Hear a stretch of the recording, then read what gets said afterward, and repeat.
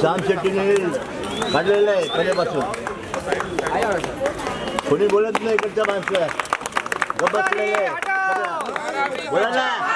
ज्योतिताई आगे बढ़ो, हम तुम्हारे साथ हैं. ज्योतिताई आगे बढ़ो, हम तुम्हारे साथ हैं.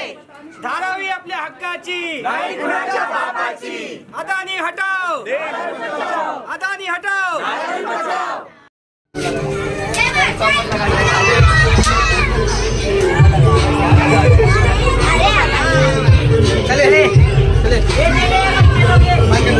ये सरकार पूरी तरह से बिकी हुई है. ये सरकार अदानी के हाथों बिकी हुई है और अदानी को इसका फायदा देने में लगी हुई है.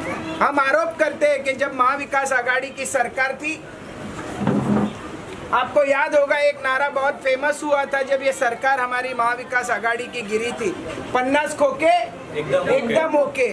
वो 50 खोके मतलब क्या था? एक एक एमएलए को 50-50 करोड़ में खरीदने का काम जो हुआ और वो जो पैसा आया, वो पैसा कहीं ना कहीं हम आरोप लगाते हैं कि इसी माध्यम से आया था.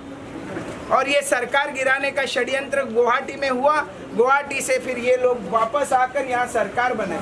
सरकार बनाने के बाद इन्होंने अगर कोई पहला काम किया, क्योंकि अगर आप पैसा लोगे तो रिटर्न भी देना पड़ता है, तो अगर इन्होंने कुछ काम किया तो धारावी के लिए एक विनाश मॉडल बना के दिया.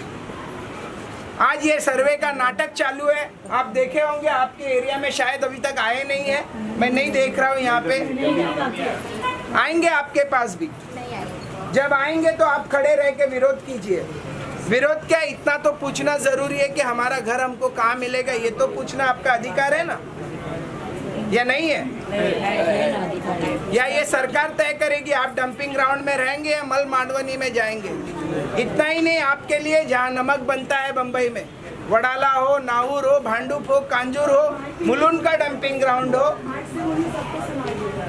माइक नहीं है, मैं तो मुलुंड का डंपिंग ग्राउंड हो, तो ऐसी जगहों पे हमको ढकेलने का ये प्रावधान कर रही है.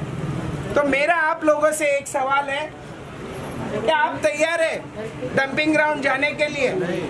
आपको घर कहाँ चाहिए? अरे इतना धीरे से बोलेंगे तो जरूर भगा देंगे.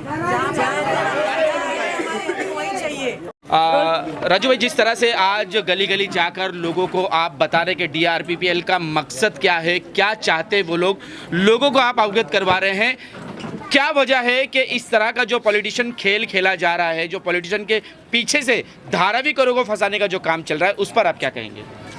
नहीं, ये सीधा सीधा मैं कहना चाहता हूँ, ये लोग विरोधी पार्टियाँ कहती है कि ये धारावी विकास मॉडल है, पर हमारा साफ तौर पे कहना है कि ये धारावी विकास नहीं, धारावी करों का विनाश मॉडल है.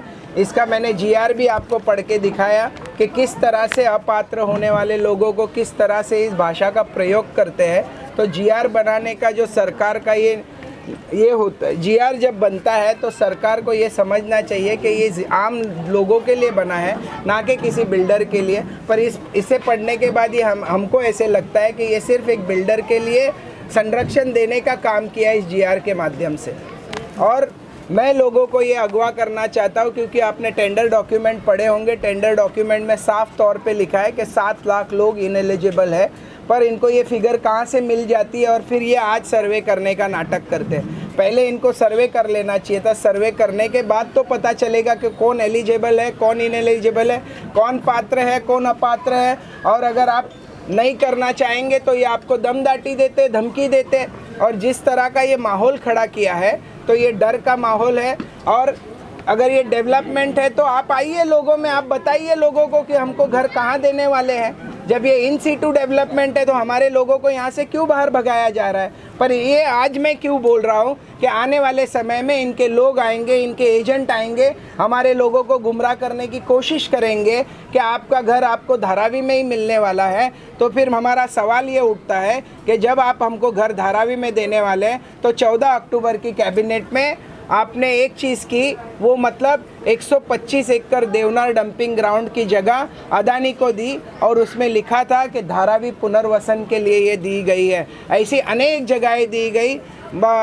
मिठाघर हो, जहाँ नमक बनता है वो ज़मीनें हो, मुलुंड का डंपिंग ग्राउंड हो, देवनार का डंपिंग ग्राउंड हो, मलाड मालवनी की जगह हो, चेक नाका हो दहीसर का, ये सब जगहों पे हम क्यों जाएंगे? क्योंकि धारावी के जो आज जनता है यहाँ रह रही है 50, 60, 70 सालों से, उनसे मैं जब बात करता हूँ वो कहते हैं कि जब हम 70 साल 80 साल पहले यहाँ आए थे, हम गले तक दलदल में यहाँ रहते थे और गले के दलदल में जाके हमने हमारा घर बनाया है। उस दलदल में जब कोई नहीं आता था उसमें भरनी डाल के आज हमने धारावी को दलदल से धारावी को सोने की चिड़िया बनाई है। आज इस सोने की चिड़िया पर कुछ बिल्डरों की नज़र पड़ी है और इस बिल्डरों की नज़र पे अगर पड़ी है तो हम उनको ऐसे ही नहीं छोड़ेंगे। ये धारावी की जनता है। धारावी से एक नारा बड़ा बुलंद हुआ था, वो था हम सब एक हैं, हम सब एक हैं। तो हम कहीं नहीं जाने वाले, यहीं रहने वाले हैं। राजू भाई, जीआर को लेकर आप लोगों को क्या बता रहे, इसमें क्या इतना खास है जो धारावी करो के खिलाफ में है? आप अगर जीआर देखेंगे, ये जीआर निकाला है 4 ऑक्टोबर 2024 धारावीतील अपात्र झोपडी धारकांची साठी परवडणारी भाडे तत्वावरील घरे देण्याच्या योजनेबाबत। अगर उसमें आप पॉइंट पढ़ेंगे, ये जीआर का मतलब होता है कि लोगों को संरक्षण देना, ना कि अदानी के जो गुंडे आएंगे उनके अधिकारी। शब्द का इस्तेमाल बरे होशियारी से किया है कि चांगल्या हेतूने केलेल्या कारवाईला संरक्षण।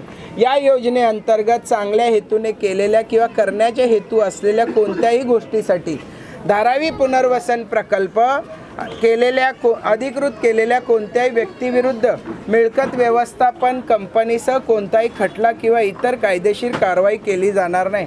मतलब कि अगर आप पे अगर किसी अच्छे हेतु से या गुड फेथ से आप पर कार्रवाई की गई उनके माध्यम से या उनके किसी आदमी के माध्यम से, तो आप कोई कोर्ट नहीं जा सकते या आप उनके ऊपर कोई कार्रवाई कर नहीं सकते, कायदेशीर कार्रवाई नहीं कर सकते। इसको आप क्या मानते हैं? ये तुगलकी जीआर है। हम यहाँ संविधान मानने वाले लोग हैं। इस देश में संविधान आज भी है और हमको जैसे लोकसभा के टाइम हमने ये कहा था कि ये सरकार जब 400 पार का नारा दे रही थी, इनका एक ही मकसद था, इनको संविधान बदलना था और ऐसे ये सब जीआर निकालने थे। फिर भी इनकी हिम्मत इतनी बढ़ जाती है, तब हमारे जैसे लोगों को वर्षाताई गायकवाड़ के नेतृत्व में उतरना पड़ता है, लोगों को बताना पड़ता है कि ये धारावी का विकास नहीं, ये धारावी का विनाश मॉडल है। धारावी कर जिस तरीके से कहा जा रहा है कि धारावी करो के लिए धारावी में ही जगह दी जाएगी, लेकिन मुंबई जैसे बहुत से अलग अलग जगह हैं जहाँ पर उन्होंने ज़मीनें खरीद रहे हैं, इस तरीके की बात आ रही है सामने। नहीं, वही मैंने कहा कि ये इनके नेता लोग आकर कहते हैं कि धारावी में ही घर दिया जाएगा धारावी करो को। पर हमारा सवाल यही है, जब आप ये जब बताते हो, पर फिर ये ज़मीनें काय के ले रहे हैं? और कल ही हमारे कुछ कार्यकर्ताओं ने जब उनके लोगों के साथ विरोध किया तो वो हमको कहते हैं कि आपके पास जीआर है क्या, बताइए जीआर है क्या। अरे जीआर हमारे पास कैसे होगा भैया? जीआर आपके लोगों के पास होगा, आपकी सरकार के पास होगा। आपको लाना चाहिए ना, हमारे सवालों का तो जवाब देना पड़ेगा, क्योंकि ये हमारा घर है और हमारे गरीब जनता के पास एक ही झोपड़ा होता है, एक ही मकान होता है, एक ही छत है। तो हम ये छत अगर कोई हमारा छीनने आएंगे तो हम इतनी आसानी से यहाँ जाने वाले नहीं हैं। हम लड़ा देकर रहेंगे, हम कहीं नहीं जाने वाले। अगर सर, अगर इनके ऊपर अन्याय होता है तो किस तरीके से लड़ाई के लिए इन्हें तैयार होना पड़ेगा और आप लोग किस तरीके से उनके साथ में खड़े रहेंगे? नहीं, जैसे मैंने पहले भी कहा कि हम इनसे लड़ नहीं पाएंगे, क्योंकि ये दुनिया के सबसे अमीर लोग हैं और आपको पता है कि अमीर लोगों के जेब में सब कुछ होता है, यंत्रणा भी उनकी जेब में होती है।